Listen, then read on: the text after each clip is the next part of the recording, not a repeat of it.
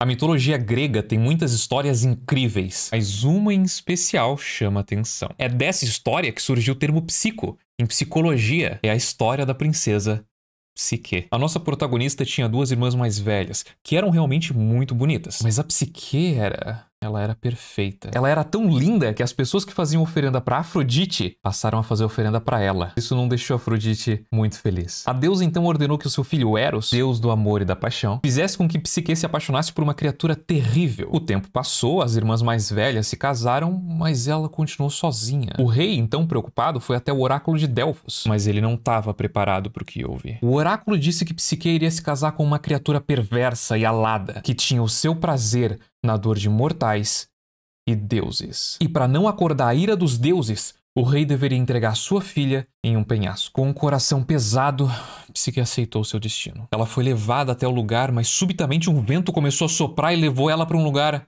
diferente. Ela se viu em um jardim maravilhoso, com um palácio feito do mármore mais branco. O lugar parecia deserto, mas vozes ajudaram e serviram ela durante todo o dia. E no final do dia pediram que ela fosse até o quarto encontrar o seu marido. A noite parecia ter caído com mais força naquele lugar, e na penumbra ela só conseguia ver a silhueta. Mas não parecia a silhueta de um monstro. A pele dele era suave e com uma voz macia ele alertou ela de que eles jamais poderiam se ver. E ela estava satisfeita com aquilo. Afinal, a personalidade dele era, digamos, amorosa e apaixonante. Mas com o tempo ela começou a se sentir sozinha naquele lugar. Era um palácio enorme, mas só tinha vozes e sombras. Então ela convidou suas duas irmãs para virem visitar ela. E quando elas chegaram, elas ficaram perplexas. Mas elas também ficaram com inveja. E antes de sair, elas plantaram uma sementinha na cabeça da Psique. O lugar é incrível, mas tu tá casada com um monstro horrível. Tu deveria matar ele antes que ele te mate. Psique ficou com aquilo na cabeça, e naquela mesma noite, quando o marido dormiu, ela pegou um punhal e uma lâmpada a óleo. Se ele não fosse um monstro, ela largaria tudo e voltaria a dormir. Mas e se ele fosse? Bem devagar, ela foi iluminando o corpo, as asas. Mas ele era um deus. Literalmente, ele era o deus Eros, o filho de Afrodite. Quando Afrodite enviou seu filho para fazer Psique se apaixonar por um monstro, ele não esperava que ela fosse ser tão linda. Acabou que o deus do amor e da paixão se apaixonou pela princesa. E ele em si era tão lindo que o óleo da lâmpada foi atraído para ele, caindo uma gota e acordando o deus. Eros acorda assustado e vê a sua amada ali, no meio da noite, com uma lâmpada a óleo e um punhal na mão. Ele ficou furioso e decepcionado. Não só ela traiu o único pedido que ele tinha feito, mas ela estava tentando matar ele. Imediatamente ele se levantou, foi até a sacada e voou para longe, dizendo que ele nunca mais queria vê-la. Psique, com o coração partido e tomada pelo arrependimento, fez a única coisa que a sua cabeça conseguia pensar. Ela foi até o templo da Afrodite. Mas Afrodite não recebeu ela de braços abertos e disse que se ela quisesse o perdão da deusa, teria que fazer algumas tarefas. Para a primeira tarefa, Afrodite levou Psique até um moinho, onde tinham montanhas de sementes, todas misturadas. E ela deu 24 horas para a princesa separar todas as sementes. Psique imediatamente entendeu o que Afrodite estava querendo fazer. E sabia que aquela tarefa era impossível. Mas ela sentiu uma presença estranha. E imediatamente centenas de milhares de formigas começaram a ajudar ela. Ela terminou a tarefa em tempo recorde. E Afrodite não ficou feliz. Para a segunda tarefa, Afrodite pediu uma lã de ouro.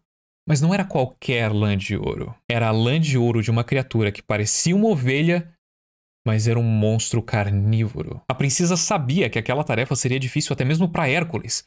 Mas, de repente, surgiu uma presença. Uma voz sussurrou para ela que tinha um caminho de espinhos ali perto. E que naqueles espinhos ficaram presos tufos de lã de ouro. Ela voltou para Afrodite com muita lã de ouro.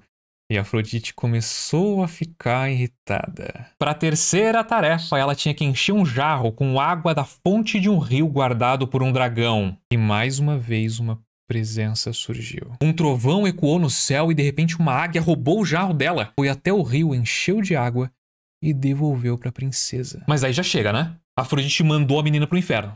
Literalmente. A última tarefa era ir até o submundo e levar uma caixa e pedir pra Perséfone encher com um pouquinho da beleza dela. Mas de todas as tarefas, como é que ela iria pro mundo dos mortos? Ela fez a única coisa que ela conseguia pensar. Subiu no topo de uma torre, foi até a beirada, mas aquela presença... E era uma presença familiar, era uma presença amorosa e apaixonante. Uma voz suave falou de um caminho secreto para o submundo e contou os segredos do que ela precisaria levar para ter uma viagem segura. Psique encontrou o caminho, que começava em um rio, mas imediatamente uma criatura muito antiga começou a se aproximar. O barqueiro Carontes chegou bem perto e estendeu a mão. Ela entregou 2 moedas e ele levou ela até o salão de Hades. Ela se aproximou com medo e respeito e explicou para Hades e Perséfone o que ela veio fazer ali. Perséfone pegou a caixa com um sorriso malicioso e devolveu ela muito mais pesada. Assustada, mas com a missão concluída, Psique foi em direção à porta. Mas agora tinha uma coisa bloqueando o caminho. Um grande cão negro de 3 cabeças estava rosnando para ela. Bem devagar, ela tirou um grande pão do bolso e ofereceu para o cachorro. Um pão recheado de Dramin. Com a caixa na mão e a tarefa concluída, ela saiu do submundo vitoriosa. Mas muito cansada. Tão cansada que ela começou a ficar com medo. Se Eros visse ela assim, tão suja e acabada, será que ele ia continuar amando ela? Se ela pegasse só um pouquinho daquela beleza pra ela, com certeza ela... Uma névoa negra saiu de dentro da caixa e pouco a pouco a vida de Psique começou a se esvair. Eros sentiu que alguma coisa não estava certo e imediatamente foi ao encontro da princesa. Ele encontrou ela já quase sem vida, mas conseguiu retirar a névoa e colocar de volta dentro da caixa. E a princesa?